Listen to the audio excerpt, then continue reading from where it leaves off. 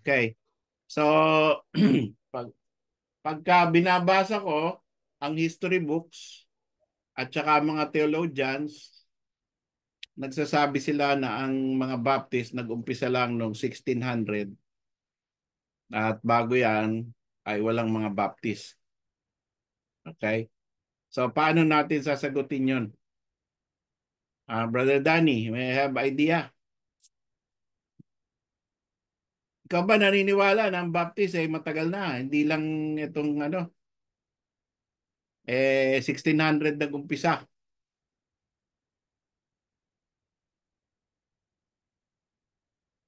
Wala akong microphone. Pastor, yung mga tumawag po ng Anabaptist, Mhm. hindi ko lang po maalala kung kailan po nagsimula yun, pero matagal na po, Pastor. Okay. So, do you think maniniwala sa iyo yung ayaw sa Baptist na dahil sinabi mong may Anabaptist, therefore, okay na. Solved na siya? Isa-search ko, hindi, Pastor, isa-search ko, kailangan mapatunayan ko na luma talaga, yung time na yon ay matagal na yon na may mga tinatawag na Anabaptist, Pastor. Okay. Hindi So, ko lang, okay. kailan po ba nagsimula, Pastor? Na tinawag silang Anabaptist. Meron tayo ng Trail of Blood. Sa Trail of Blood makikita. Pero, ang kailangan kasi ng mga yan, na mga ayaw ng Baptist, at sa tingin nila ay niloloko lang ng pastor. Meron kasi recently, ewan ko kung nabasa nyo, Baptist siya. Pero ang sabi niya, niloloko lang ng mga pastor ang mga members na sinasabi nila na ang Baptist ay matagal na at hindi sa 1600 lang nag-umpisa.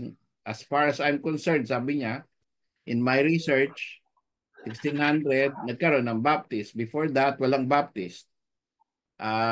So, tigil na dapat, sabi niya, tigil na dapat yung mga pagtuturo na ang Baptist ay mas matagal pa. Walang makakapagpatunay niyan at yan ay panloloko. Yun ang kanyang statement. So, pero Baptist siya. At na he is attending a church na naniniwala sa matagal na ang mga Baptist. So I don't know why ganun ang sinasabi niya, but how can we tayo mismo na naniniwala sa matagal ng Baptist older than 1600, how can we yeah. Pastor, Sige Brad. ang una ko siguro bibigay na foundation lalo na doon sa mga nagsasabi na ang Baptist ay bago lang. Siguro para sa akin, Pastor, ay kailangan muna nilang kailangan ko muna maipaliwanag sa kanila kung sino ang founder ng Baptist. Okay. Ang para ma-determine kung talaga ang Baptist baga ay bago lang. Since ang foundation at ang founder po natin at ang ating doctrine ay nakapako sa Panginoong Jesus, who is the founder of Baptist. And we all know that He is the founder. At yung pagiging Baptist naman, Pastor, ay itinawag lang din yan sa atin, ipinangalan lang. Dahil sa tayo ay nagre-rebaptize ng mga tao. So, kaya tinawag tayong Baptist kasi ang sinusunod natin ay ang kasulatan, ang turo ng Panginoong Hesus. Brad, pakisara ng konti yun. Ayan, salamat. Yan. So, yun po, Pastor, ang maaari kong maisagot po doon. Okay. Sino pa may dagdag? Pastor, try po. Tawag dito. Paano ko ba sasabihin ito? Bagamat yung name ng Baptist ay maaring masabi na recently lang yan na-establish, like yung sa 1600 na sinasabi nila. Yung ating way o yung ating practices na po ay mas matagal pa doon na po. At ang contention natin doon na nung mga unang panahon, hindi tayo kilala by the name of Baptist. Ano po? Mhm. Actually, ang mga nagpapangalan sa mga ancestor natin in faith ay yung mga kalaban nila. Yes. Na po, yung mga nagpe-persecute. So the best way to glean yung history ng isang Baptist church o isang church with the Baptist way of doing things or Baptist practices ay to check yung mga comments sa history ng usually yung mga entity na nagpe-persecute sa kanila. Like for example, the Catholic Church. May mga as early as kung 11th or 12th century, meron silang tawag dito mga notices ng mga panahon ng Inquisition nila sa Spain na may mga tao na yung pina-persecute nila kasi ayaw mag-baptize ng mga bata, Mhm. which is a practice ng isang Baptist church. Yes. O meron naman yung mga hindi sumusunod sa mga sacraments at nire-require ng rebaptism ng mga new members. So yung Okay. mga makikita natin doon sa mga writings ng mga ibang religions or entities na meron na silang mga pine-persecute na mga groups noon not adhering to the Baptist practice. Na although hindi sila kilala as Baptist per se, yung practice po nila, doon tayo nagtatrace ng ancestry. Yung practice nila, doon tayo nagtatrace ng ancestry. Okay, okay. Very good. Okay. Ano more? Sino pa may idea? Pwede nating idagdag. Sino pa ang merong natatandaan sa mga sagot ko na dati? Meron pang pastor yung sinabi po na merong research doon sa nung pinag-aralan natin yung Baptist distinctives. Merong research na ang pinakamalapit talaga na tinayo ng Panginoon na church ay walang iba kundi yung Baptist in Okay. terms ng tawag dito church quality, kung papaano ang mga activities sa New Testament ay parang dinidescribe mo kung ano ang Baptist. Anong Yes. practice nila? Okay. Si Brother Dave, may sagot ka ba, Brother Dave? Wala, pastor. Wala. Sige, si Brother Trident. Do you have any kind of idea or answer? Si Kuya Junjun. Bago ka lang sa topic. Okay. Sino pa? Wala na. Okay, ako, ang inumpisahan ko dyan, nung sinasagot ko na yung kapatid, no? Is yung importante sa lahat, the Bible says, the Lord Jesus Christ promised perpetuity to the church. So perpetuity is important. And kagaya ng lesson natin last time, na the way that the church is started is by connection to the previous church. Amen.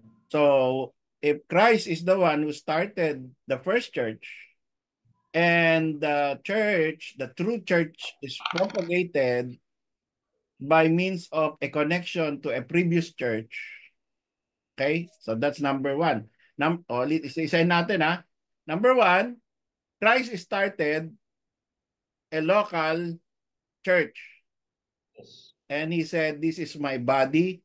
This is my church. I will build my church. He started his own church. Number two,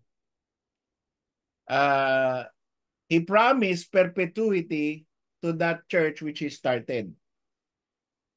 He promised that it shall not fall down. It shall not go away. Magpapatuloy yan hanggang bumalik siya. Okay. Pangatlo, nakikita natin in the scriptures from the book of Acts na the way that churches are propagated is by connection to the previous church. Right. Okay? So, yung tatlong yon importante. So, ibig sabihin, hindi pwede na ang isang church ay mag-umpisa ng isarili niya. 'Di ba? Vertical. Walang ganong paraan ang Panginoon. Okay? Kahit yan ay mananampalataya, kahit yan ay mga save, kahit yan ay nagmi-meeting, hindi church yan. Kung yan ay hindi pinanggalingan yan ay yung inumpisahan ng Panginoon.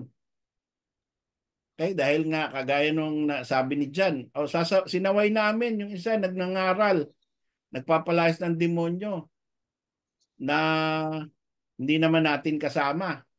O sabi ng Panginoon, huwag mo sawayin. Pero hindi ibig sabihin na i-recognize natin totoo din yun. 'Di ba? Kasi sabi niya doon sa 11 na natira, go into all the world. Yun ang binigyan ng commission eh. Hindi binigyan ng commission yung wala doon. Yes. 'Di ba? Yung mga hindi sumali doon sa local church na yon dahil nangangaral sila on their own, wag niyo sawayin. Kristiyano rin yan. Kakampi natin yan. Pero hindi yan yung binigyan ng commission. Ang binigyan ng commission, yung 11 to represent the New Testament Church at pagdating ng Acts, sila yung nag-propagate. Sila yung kumalat. Sila yung nag-organize ng mga bagong church sa Antioch, Samaria, at sa iba-ibang lugar. So, base dyan ngayon, ito ba yung Baptist Church? Okay. So, sa ngayon, during that time, wala pang nakalagay kung ano bang church. Walang pangalan. Walang capital C. Diba? Yun ang lesson natin. Walang capital C na church. Walang denomination. Walang label. Basta, Panginoon may-ari niyan, church yan. Grupo yan. Ngayon, maghahanap ngayon tayo. ang syempre, pagka naghahanap ka na ng church, kung anong klaseng church ba yung tinayo ng Panginoon, hahanapin mo yung nakikita mo sa New Testament. Una, tinayo ng Panginoon. Pangalawa, may link doon sa tinayo ng Panginoon. Pangatlo, ay pinangakuan ng perpetuity. Pang-apat, ito ay may baptism. Panglima, ito ay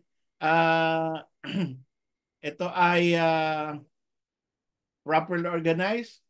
Okay? At nagkakaroon ng iniwala na yung 11 na may commission. Okay? May commission sila na pinapatuloy. So, based on this, may baptism, may commission, may foundation, may link. Ay yun yung hahanapin mo. Ngayon, dumating ang panahon na nagkaroon ng maraming church, iba-iba turo, iba-iba ang practice, iba-iba ang itinataas. Pero merong isa na laging umaalis, humihiwalay, hindi sumasali. Kahit sila inuusig, hindi sumasali dahil ina-uphold nila kung ano yung 5 na yan. No?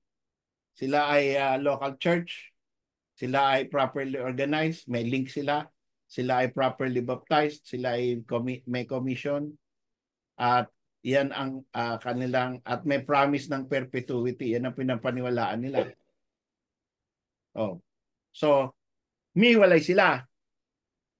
At dahil umiwalay sila, itong majority, itong malaki, itong may power, inuusig sila. Ngayon, pag tiningnan mo ngayon, yung pinanggalingan, sabi natin 1600 Baptist Church. Di ba inuusig din yun? Di ba may links din yun? Di ba naniniwala yun sa perpetuity? Di ba naniniwala yun sa proper baptism? Immersion, adult immersion? Di ba naniniwala yun sa organization? So, consistently, di ba yun yung galing yung mga inuusig, tawag sa kanila Anabaptist, tapos sabi, hindi kami Anabaptist.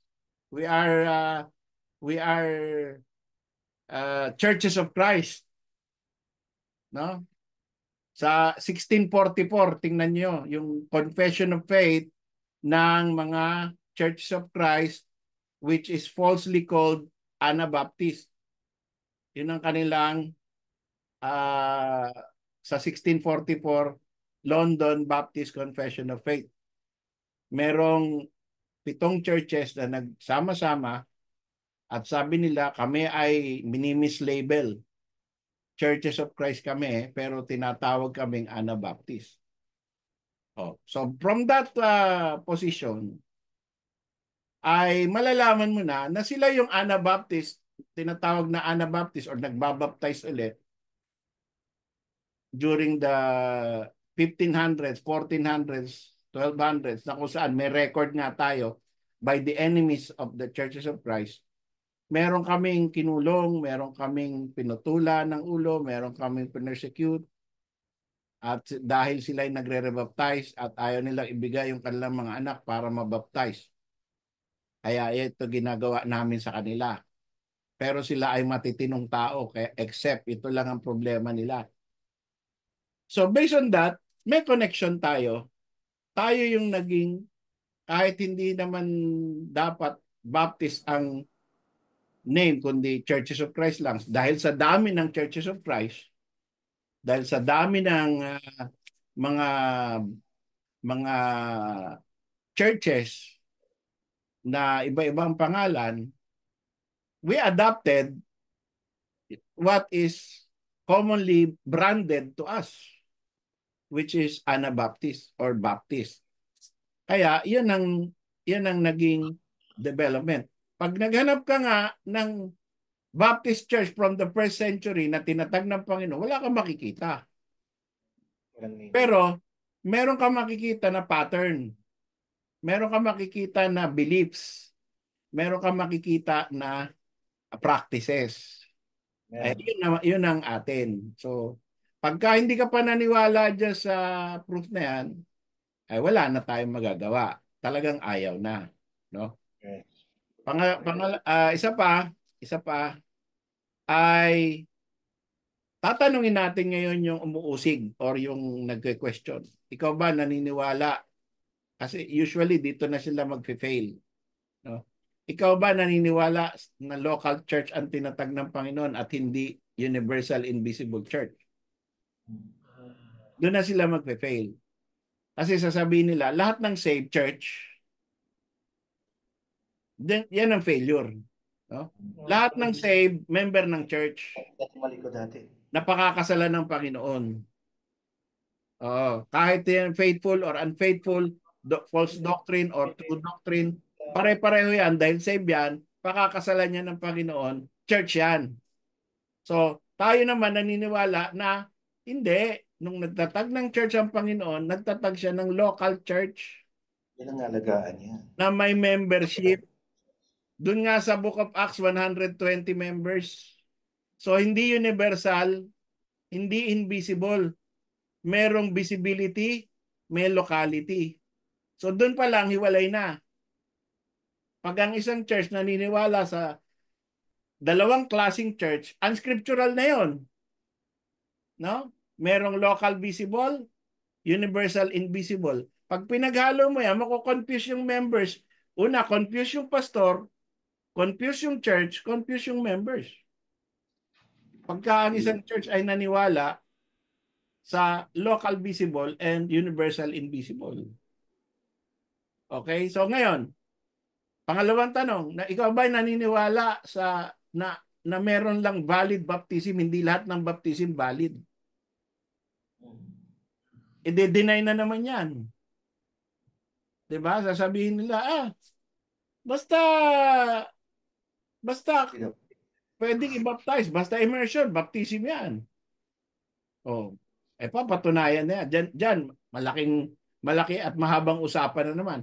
Yung local church only position, mahabang usapan yan. Yung universal invisible church na sabihin mo mali yan, mahabang usapan yan. Yung baptism na meron lang isang klaseng baptism sa mundo na tama, galing kay John the Baptist, patuloy, habang usapan na naman yan.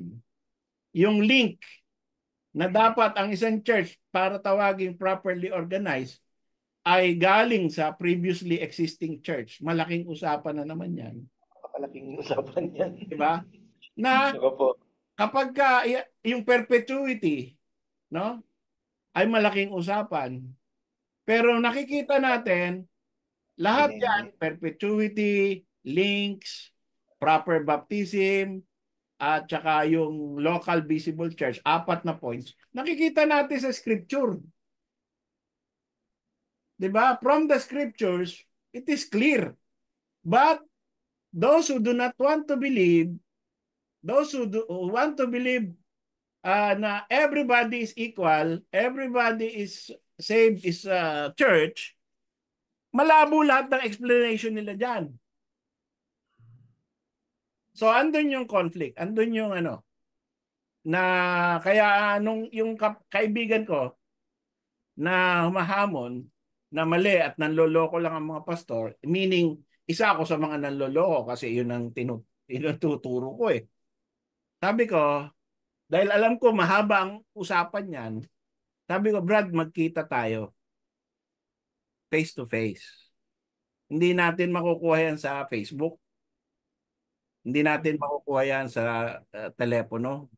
Usap tayo by voice call or even by normal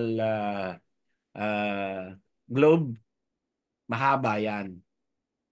No? Kahit nga Zoom, mahaba yan. Kailangan niyan Bible study na talaga one-on-one. If you are really interested in the subject. No? Kasi sabi niya, Pastor, baka may proof ka, gusto kong malaman. Okay. Kung gusto malaman, umupo tayo. I'm willing to teach. And I'm willing to share. If you are willing to study with me. Pero, aatake ka lang, nasasabi mo, nanloloko kami, unfair yun. No? Hindi mo naman gusto mag-aral. Sasabihin mo lang, aatakihin mo lang. Mali yan. Ikaw naman magpapatunay, di mo naman din kaya. Ang haba ng pag-uusapan. So, pass na lang. Sige, Brad. I will let you, sabi ng Panginoon, no? Forbid them not. Okay? So, ikaw, sa tingin mo, mali kami, pero nag-share ka ng gospel, so soul winning ka, sige lang, tuloy mo na lang yan. Whether sa paniwala mo, nasa church ka na o wala, whatever, tuloy niyo yan.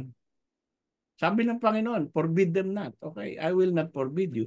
Ikaw ang nagsasabi sa amin na forbid kami na magturo ng paniniwala namin na ang Baptist ay isang tamang church at may pinanggalingan na tatama rin.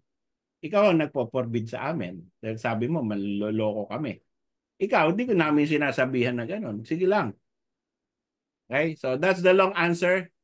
And I hope you got it. Anybody who has a question about my answer, pag-usapan natin.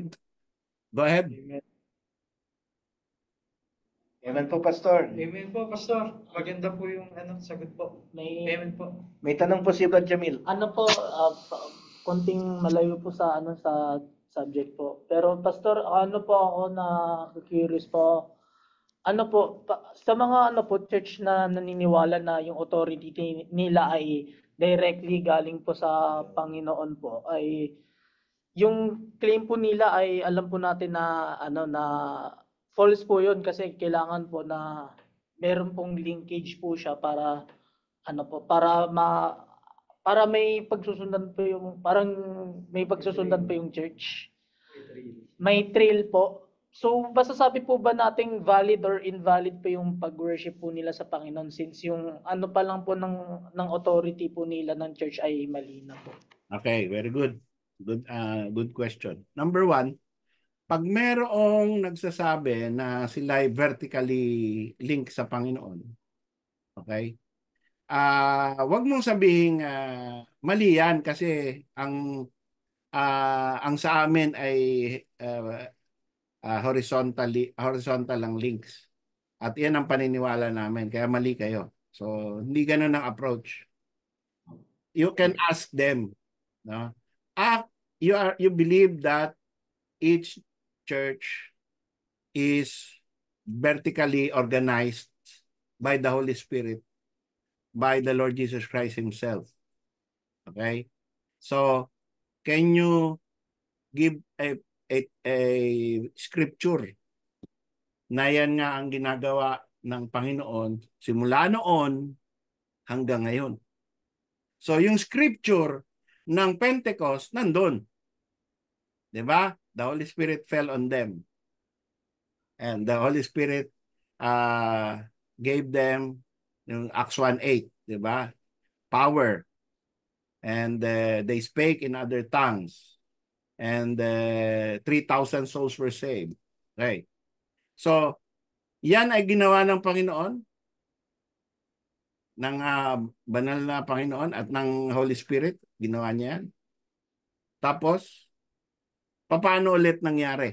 Sa ano pang church ang nilagyan niyan na inorganize ng Panginoon vertically? Okay? Na walang links sa Jerusalem. Yun, di ba? Oh. So, pag tinan mo, yung Antioch, yung Corinth, o sige nga, paano na-organize ang Corinth? Di ba? Si Paul pumunta sa Corinth. Pagkatapos, di ba si Paul sinend out ng Antioch? Oh.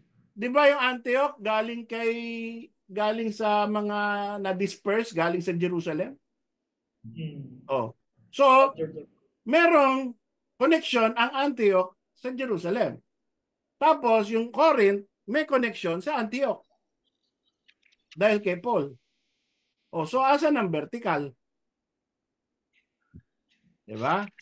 So, patunayan mo sa akin na merong after Jerusalem Church, merong mga inorganized na walang koneksyon o walang kinalaman sa Jerusalem or sa Antioch or Corinth.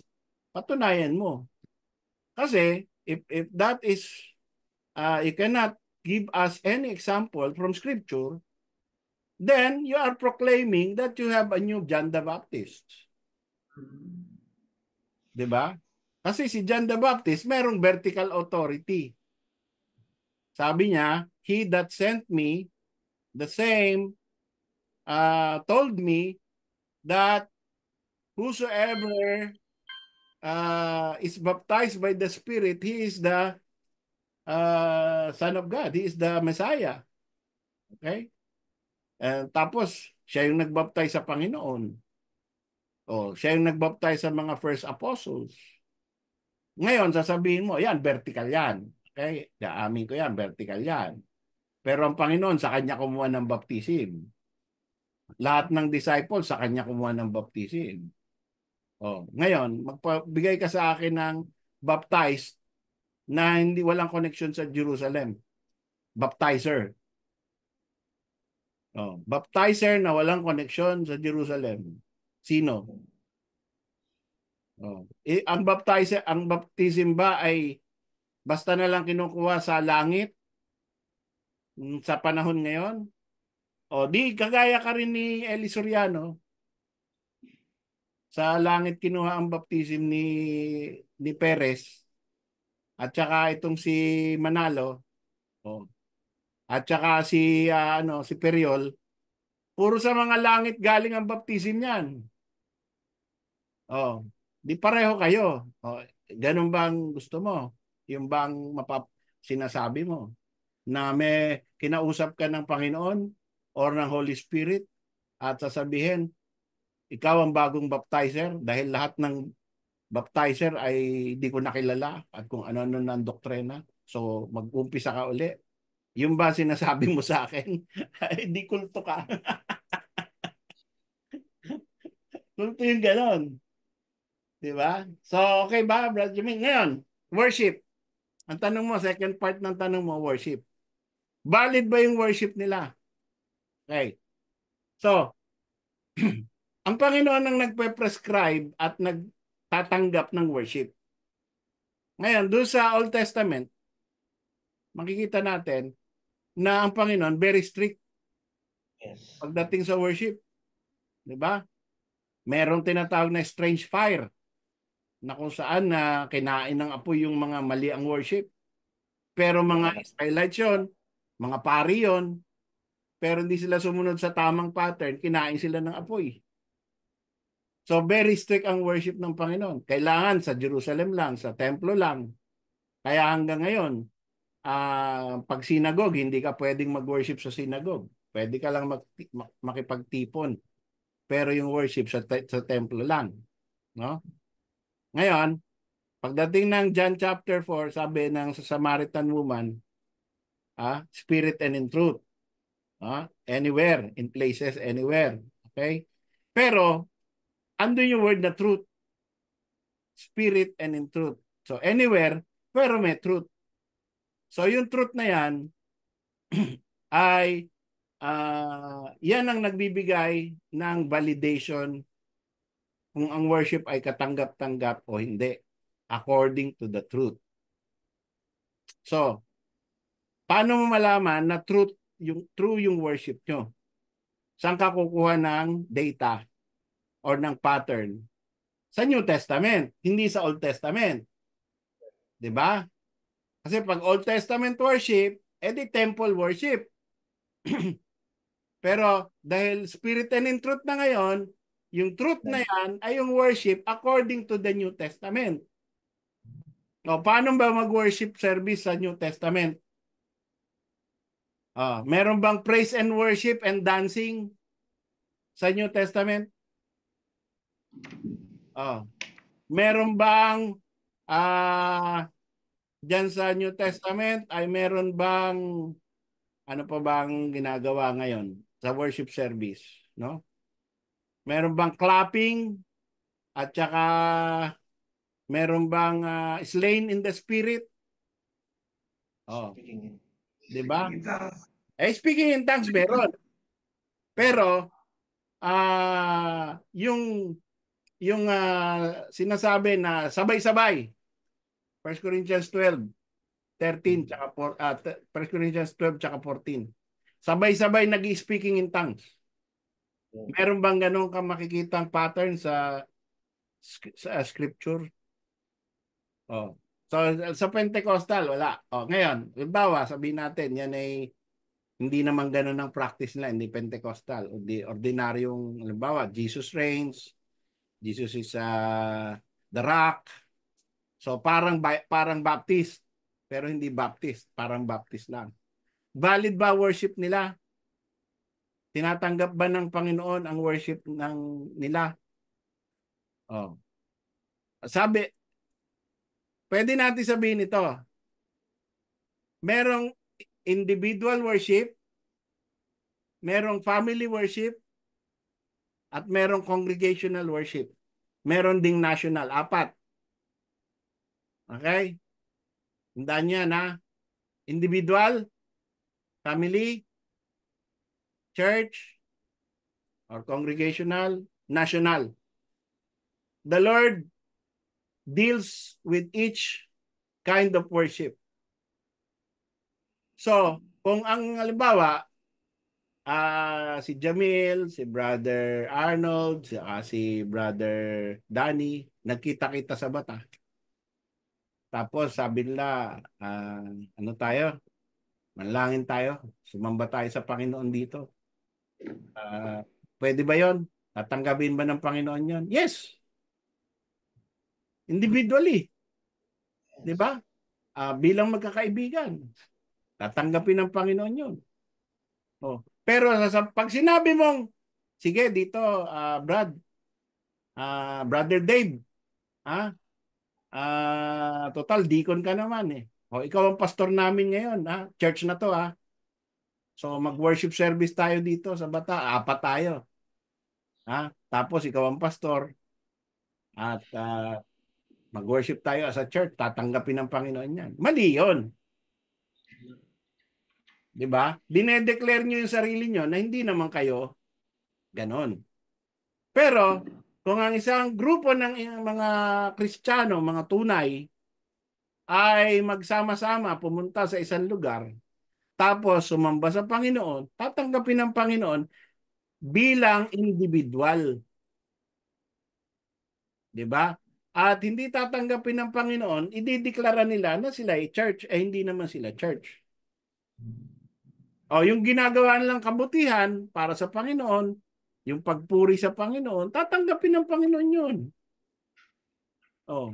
Except yung kamalian nila na tayo ay church na, siya na ang pastor, siya ay deacon, siya, ito, magbaptize na tayo, pwede na tayong church.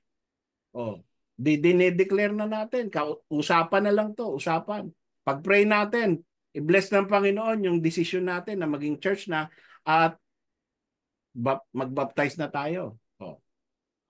Mali yung baptism, mali yung deklarasyon na church. Pero pag sumasamba ka, gumagawa ka ng mabuti, pinupuri mo ang pangalan ni Jesus, ay maganda yun. O, yun ang sagot ko ron, Brother Jamil. Okay? So, iba-iba kasi ang level. Alam ba, bilang pamilya, ba, tatay, nanay, sama-sama, mga anak, basa tayong Bible, tapos pray tayo. O, bilang isang pamilya. Tinatanggap ng Panginoon yun. Family worship yun eh. Yes. Incorporate worship. Hindi church yun. Huwag mong gawing church yung pamilya mo na substitute. Tapos sabi mo, oh, huwag na tayo mag-church, Papa. Kasi nakaka-worship naman tayo dito sa bahay eh. Bakit pa tayo pupunta sa BCA? Di ba? Tama ba? Any question? Any part? Sino pa? Malinaw po, Pastor. Okay. Sino pa ang may question? Tungkol sa church, no? So, ang connection natin, pangalawang yung lesson tungkol sa bride, no? Tungkol sa bride. Minsan, offended sila sa bride, therefore mali ang baptist. So, yun ay ano eh, parang meron ka lang isang punto na ano, tas ang gagawin niyan, halong kalama yan. Pagka iniisa-isa mo, alam ba, baptism, turo ko muna sa iyo baptism ha, paano ako malalaman na tama ang baptism ko at paano ko malalaman na mali ang baptism ng isang tao. Ha? Ano ba ang tamang baptism, maling baptism? Hindi kasi bride eh. Brider kasi kayo eh. Yan. Diba? Ang Baptist brider kasi kayo, mali yan. Nabasa ko na yan. Alam ko na yan. Huwag nyo na ako lokohin. Ayun na. Dahil galit ka sa isang doctrine, sino-shortcut mo. Ayaw mong i-deal yung isa-isa lang. Tandahan lang tayo. Oh. Dahil ba, church bride. Sabi ko doon sa kaibigan ko, church bride. Wag muna tayong mag-usap tungkol sa Baptist bride. Magulo na yan eh. Masalimuot na yan. No? Dito muna tayo sa church bride. Naniniwala ka ba na ang Panginoon ay may bride? Yes. Sa Bible yan. Di ba? Ephesians 5:25 sabi, husbands, love your wives, even as Christ also loved his church and gave himself for it. Tapos sa 26, no? He nourished and cherished it, and to present it unto himself a glorious church, not having spot or wrinkle. I have espoused you to one bridegroom. So very solid ang mga scriptures na nagsasabi na ang Panginoon ay mayroong bride at ito ay church. Kalimutan muna natin ang word na Baptist. So, since naniniwala tayo diyan, sino yung mga yun? Sige, sagot. Brother Dave, sino ang bride ng church? Sino yung pastor doon? Sino yung mga nandun sa bride na yun? Church po yan, Pastor. Kaya nga, church. Lahat ba ng member ng church? Lahat ba ng Kristiyano? Lahat ba ng elect? Opo, lahat ng elect. Okay. Sige. Brother Danny, ikaw ulit. Sino ang naniniwala tayo sa church bride, di ba? Niwala ka, di ba? Na Opo, Pastor. ang Panginoon ay may bride or may wife at ang Yes. wife na ito ay isang church. Okay. Hindi natin sasabihin Baptist yan or kung ano man yan. Basta ang Panginoon may bride. Ephesians Tama po, Pastor. 5:26. Okay. Ngayon, sino yung nandun? Sino yung mga nandun na kasama dun? Sino-sino yung anong klaseng Kristiyano? Anong klaseng mga tao ang nagko-compose do sa bride? Kasi bride is a metaphor, meaning it is a reward to those who are faithful, and therefore they will, as a bride, ang bride is a metaphor na yan ang pinakamalapit sa iyo, di ba? Bukod tangi sa lahat ng babae, ang pinakamalapit sa iyo ay ang asawa mo. Yun yung ibig sabihin ng bride. Ngayon, ibig sabihin, sa pagdating ng paghuhukom, bibigyan ng Panginoon ng reward certain individuals to be the closest to Him forever and ever. Yun ang ibig sabihin ng bride. Okay? Merong mga tao na pinakamalalapit sa Panginoon at ito'y forever and ever ng estado nila. Ngayon, sino yung mga nandun? Sa Revelation, sinabi po kasi bumababa yung New Jerusalem, Pastor eh. Yes. Which is the Lamb's wife. Yes. Yes. Actually, tinatanong ko rin po iniisip ko rin po, Pastor eh, sino yung mga taong nahandon? Yes. Ganyan din po yung tanong niyo sa akin eh. Okay. Kasi sa aking opinion, Pastor, ito yung lahat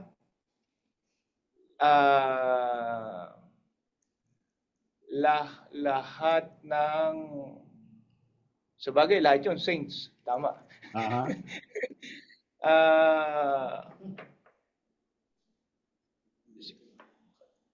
Lahat ng elect na nabautismuhan po sa ayun, lahat ng elect na nabautismuhan. So, which is naging member ng church niya, Pastor. Okay. Okay, good. So far, so good. So, yun lang. Tapos na. Ganun. So, basta ikaw ay elect, therefore saved, tapos, nabaptize, therefore New Testament. Hindi kasama yung Old Testament. Baptized eh. Diba? So, baptized, okay? Tapos, saved. Ay pasok sa bride. Okay? Tama po. Sige. So, meron pa bang mas specific o yun na lang yun? Sino pa may sagot? Si Arnold tsaka si Ian? Meron pa ba kayong mas specific pa? Mas makitid pa na pananaw o tama na yung sinabi ni Brother Dan? So ngayon po ako dun sa sinabi po ni Kuya Danny. Pero kung i-filter pa natin siya, ay doon po nagsimula doon sa kung yung perpetuity nga po ng church na tinatag ng Panginoong Yesus. Ibig sabihin, hindi po lahat ng church na church quote-unquote ay talagang kasama doon.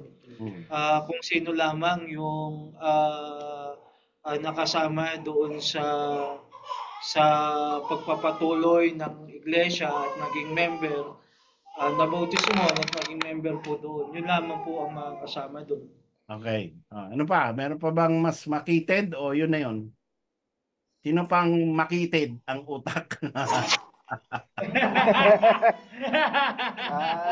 Pastor, try ko po. Kasi may dalawang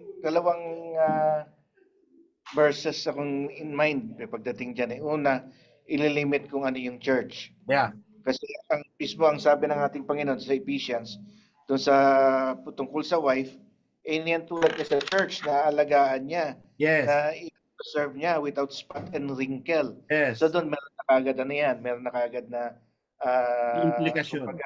Invitation na po kung sino mga kasama. And then, ang sumunod pong nasa isip ko, yung sa Matthew 16. Sa church. Yung sabi, I will establish the church.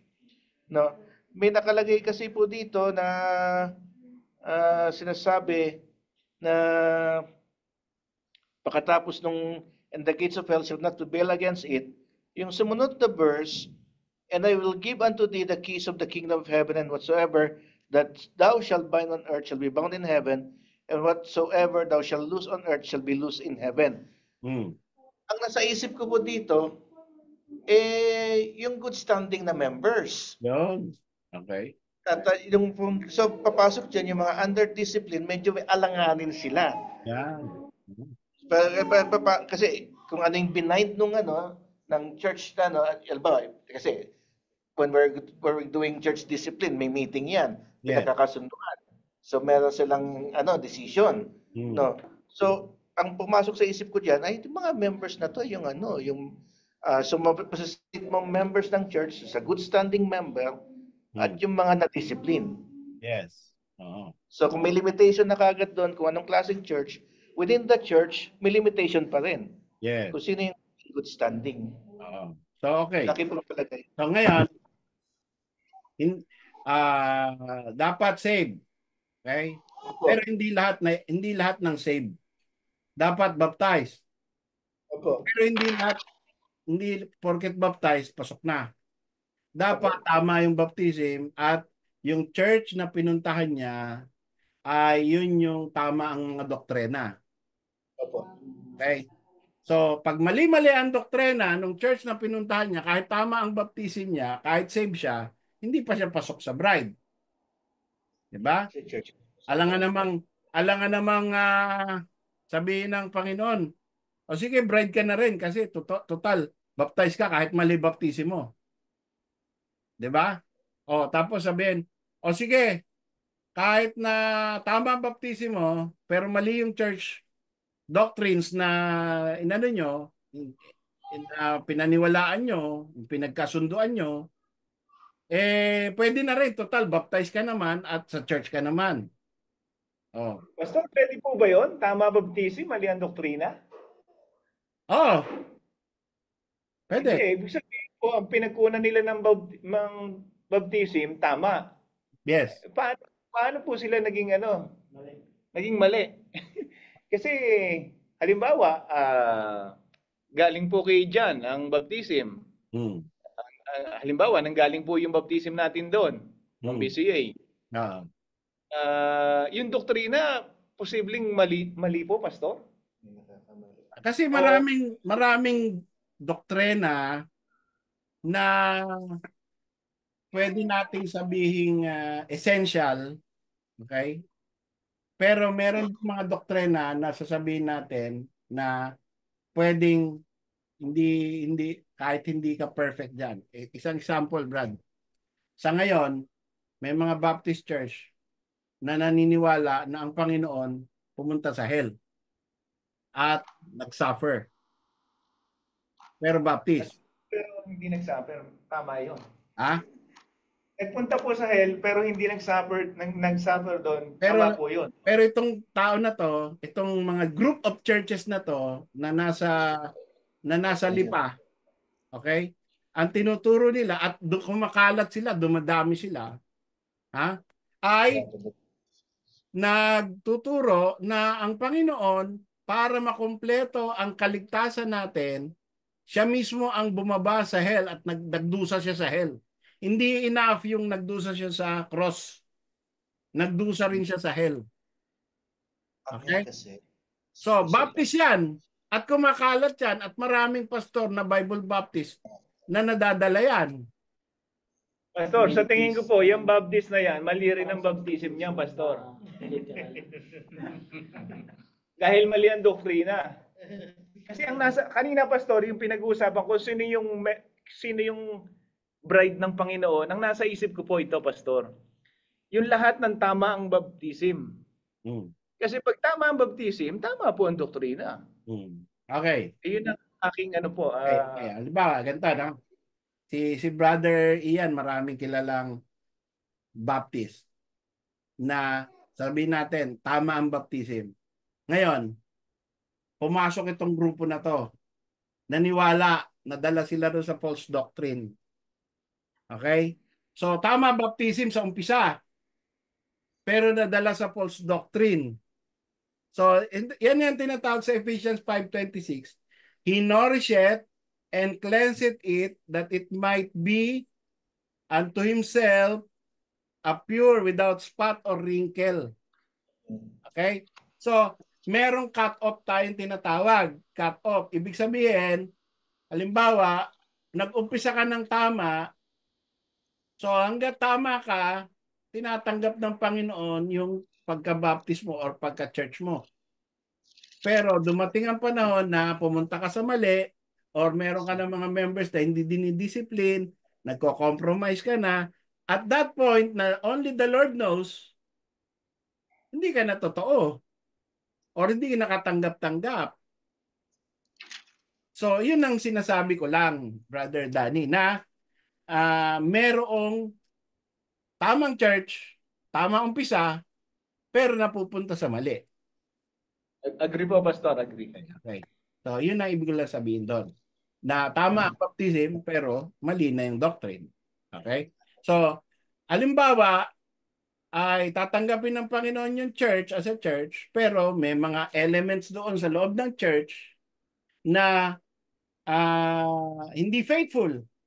Okay? Ito naman ay tungkol sa morality ng isang member. 'Di ba? Scandalous immorality or yung pinapayagan niya ang corruption or nagko-compromise personally or tamad, 'di ba? Ire-reward ba ng Panginoon to be in His bride ang isang member ng isang tamang church pero tamad? Hindi nagbibigay, hindi sumusuporta sa pastor, nangongontra lagi, hindi nagso-soul winning, pero tatama yung church. Oh. So, yung member na yon, whether na discipline yan or hindi, alam ng Panginoon. Halimbawa, may mga church na hindi very strict sa discipline. So, delikado yan church na ganyan kasi dadami yung mga hindi na di-deal ng church. 'Di ba? Dadami 'yon, nanganganak 'yon, naghahawaan 'yon. Na hindi nila dinidil ang mga mali at saka yung mga immoral. Pinapayagan na nila, ayaw nilang mag-discipline. So, hindi kasama 'yon. Tama yung church, kasama yung church, pero yung faithful lang doon sa church. So, that is the way I look at it. Pagdating sa bride. Okay? Any question? Wala na. Tapos na tayo. 10:30 na. Amen. Tapos ang ganda po nga na. Kasi nga po, Pastor, talagang yung bride dapat pure. Yes. Amen. Tama. And the Lord is able to judge who is the pure. Amen. Kaya yan. Tayo hindi natin kaya. Kaya wag tayong mag-judge before the time. Sabi ni Paul, judge not before the time. Diba? Yun nga po, Pastor, pumasok sa isip ko yan, Pastor. Kasi si David, example, kung si David po nasa New Testament, hindi siya pasok sa sa bride. Kasi ang dami kasalanan. Dahil sabit. Okay. Sige. So, salamat mga kapatid. Tayo po ay tapos na. Tayo